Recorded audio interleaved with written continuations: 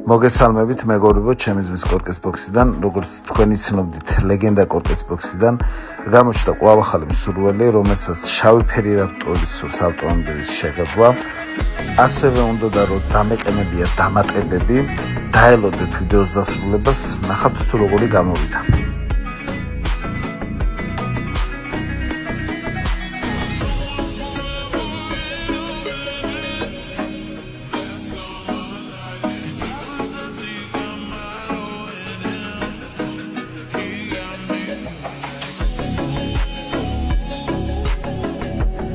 აი აქ კი უკვე დასრულებულს ხედავთ, ძალიან ლამაზი გამოვიდა დამეთანხმებით.